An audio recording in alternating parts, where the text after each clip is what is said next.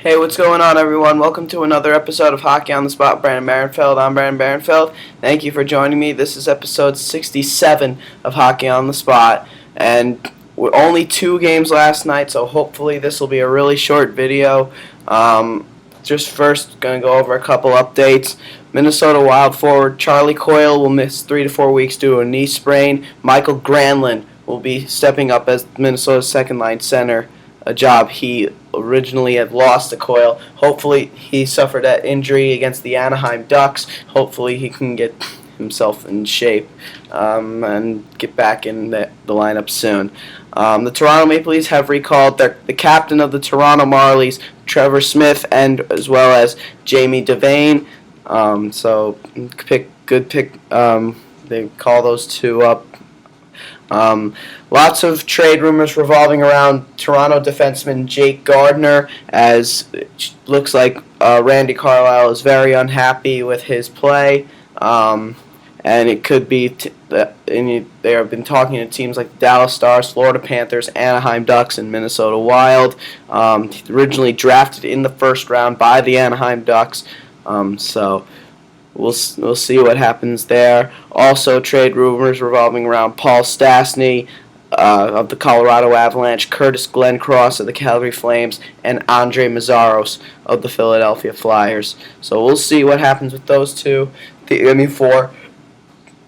And last but not least, the Washington Capitals have recalled forward Michael Latta from the Hershey Bears and have placed defenseman Jack Hillen on long-term injured reserve.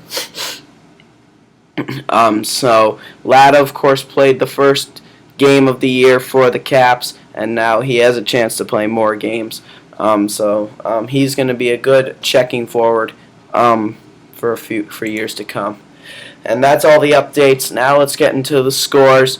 Only 2 games last night, so let's get right to it. Starting with the New Jersey Devils and the Edmonton Oilers in Edmonton. What a game this was. Devils blow a 3-0 lead and allow the Oilers to go on a 4-goal flurry in the third period before the Devils have to work way too hard to come back to tie the game in the final minute of the third period. But the final score 5-4 in the shootout in favor of the Oilers. But the Devils will definitely be looking back at this game and knowing that they blew a 3-0 lead. Edmonton Oilers goals scored by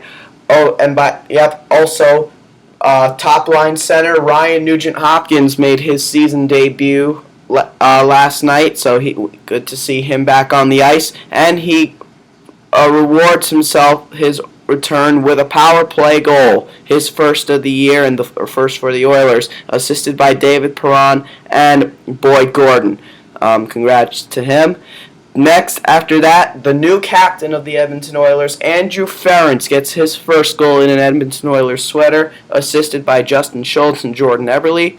And then, to tie the game, David Perron, the former St. Louis Blues forward, would score his first in an Edmonton Oilers sweater, assisted by Marco Arcobello, and then Taylor Hall would top it all off to give the Oilers a temporary lead, assisted by Ales Hemsky. But prior to that, the Devils, of course, had a 3-0 lead, as I originally had mentioned, coming from goals by Jaromir Jagr, who would get his first goal in a New Jersey Devils sweater last night, assisted by Marek Zidlitsky. That goal, of course, now puts him just 8 goals behind his former Pittsburgh Penguins teammate and friend, Mario Lemieux. Then after that, Damian Brunner would score a power play goal, assisted by Travis Zajac and Adam Henrique, their first assist of the year. Damian Brunner has been absolutely tremendous since being signed by the Devils. Then after that, Michael Ryder would score a goal unassisted. A beautiful, beautiful goal by Michael Ryder. And then after the Oilers came back to take a 4-3 lead, when it seemed unlikely, with under a minute to go, Patrick Elias gets his first of the year, a short-handed goal assisted by Damian Brunner and Marek Zidlitsky. So, despite all the odds, despite all the odds, the Devils managed to retie the game. And that is something the New Jersey Devils have been known for many, many years. Unfortunately, though, they could not get the win in the shootout. The Edmonton Oilers would score on both of their opportunities, and the Devils would miss on both of theirs. Shootout goals being scored by Jordan Eberle and David Perron. David Perron, the shootout winner. For the Devils, their chances came from Damian Brunner and Ryan Clough. Ryan Clough, the only newcomer of the Devils that is yet to score a goal. For the Edmonton Oilers, Jason LaBarbera would get his first start of the year, and he played again, and it was not a night about the goaltending. He was very good in the shootout and in overtime, but overall, mediocre at best. 21 saves on 25 shots, and .840 save percentage. Despite again, he did not play very well, but still got the win. And Martin Brodeur would get his second consecutive start against the Oilers, as Corey Schneider is going to play tonight against his former team, the Vancouver Canucks. But Marty Brodeur would get the start last night, making 23 saves on 27 shots and .852 save percentage. So not a night for the goaltenders.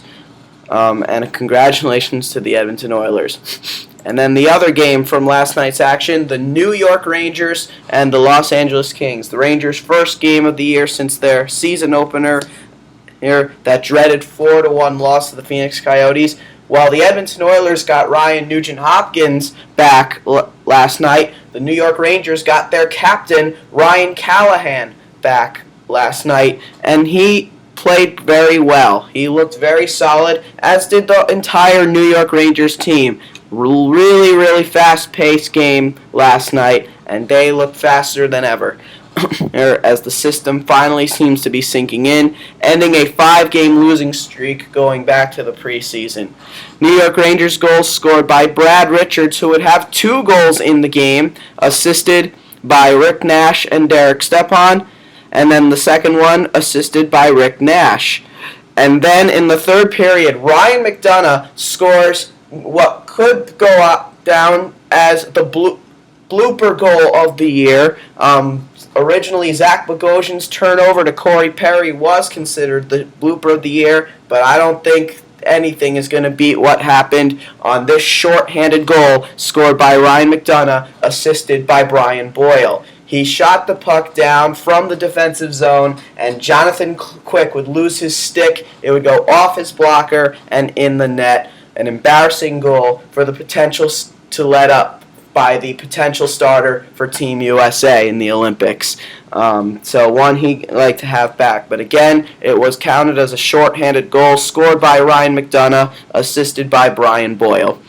For the Los Angeles Kings, their only goal of the game came on the Rangers' only real mistake of the game.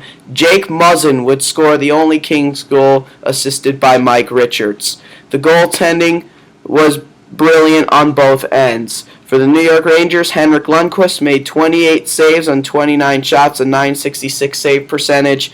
And for the Kings, despite that fluke goal let up by Jonathan Quick, he still actually played really well. And if not for him, the score would have been much, much worse, considering how well the Rangers were playing, how well they dominated the game. Even though the Kings had one more shot on goal in the game, the Rangers pretty much dominated the game.